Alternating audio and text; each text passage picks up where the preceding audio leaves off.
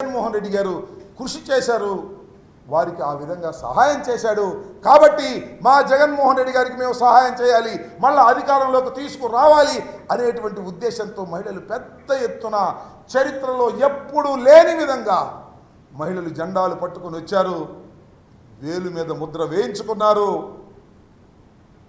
Vote fan గుర్తుకు వేసి వెళ్ళారు అని నేను పూర్తిగా విశ్వసిస్తున్నా. అది నా మనసుకు తట్టింది ప్రతి చోటకి వెళ్ళినప్పుడని మనం చేస్తున్నాం.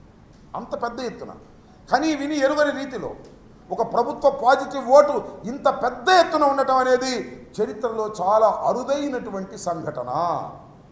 5 సంవత్సరాలు పరిపాలన చేసిన తర్వాత నాకు అది జరగలేదు, నాకు ఇది జరగలేదు అనేటువంటి ప్రభుత్వ వ్యతిరేకత ఉంటుంది.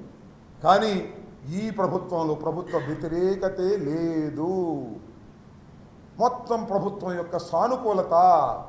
మళ్ళా ఈ ప్రభుత్వాన్ని నిలబెట్టుకోవాలి, మళ్ళా జగన్మోహన్ రెడ్డి గారిని రెండవసారి ముఖ్యమంత్రిగా చేయాలి అనేటువంటి తాపత్రయం మాత్రమే ఓటర్లో నాకు కనిపించిందని కూడా ఈ సందర్భంగా మనవి చేస్తున్నాను. అంత పెద్ద ఎత్తున ఓటర్లు పాల్గొన్నందుకు వారందరికీ నా హృదయపూర్వకమైనటువంటి ధన్యవాదాలు వైఎస్ఆర్ కాంగ్రెస్ పార్టీ తరఫున నేను తెలియపరుస్తున్నానని కూడా ఈ సందర్భంగా చెప్తున్నాను.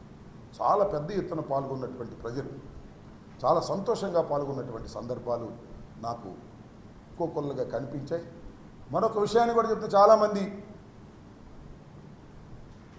మేము గెలుస్తామని తెలుగుదేశం వాళ్ళు ఏదో సాధిస్తామని కొన్ని ఎల్లో పత్రికలు, ఆ ఏబిఎన్, ఆంధ్రజ్యోతి, లేకపోతే ఈనాడు, లేకపోతే TV5, లేకపోతే తెలుగుదేశం చంద్రబాబు నాయుడు గారు, పవన్ కళ్యాణ్ గారు ఎంతమంది వచ్చినా నేను ఇవాళ చెప్తున్నాను, 4వ తారీఖు 12 గంటలకు చూడండి, అత్యధిక మెజారిటీతో జగన్మోహన్ రెడ్డి గారు ముఖ్యమంత్రి కాబోతున్నారు.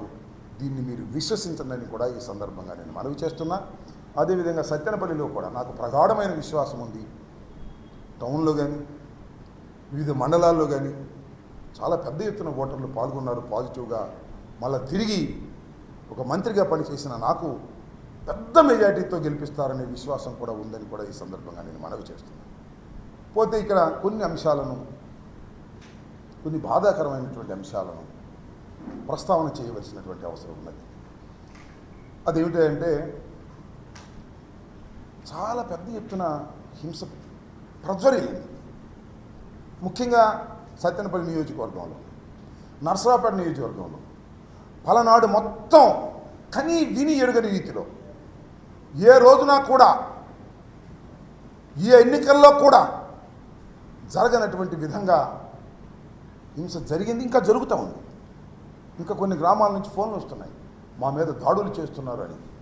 ఎస్సీల మీద, ఎస్టీల మీద, బీసీల మీద, మైనారిటీల మీద దాడులు చేసే పరిస్థితి కనిపిస్తూ ఉన్నది. చాలా దురదృష్టకరమని మనం చేస్తున్నాం.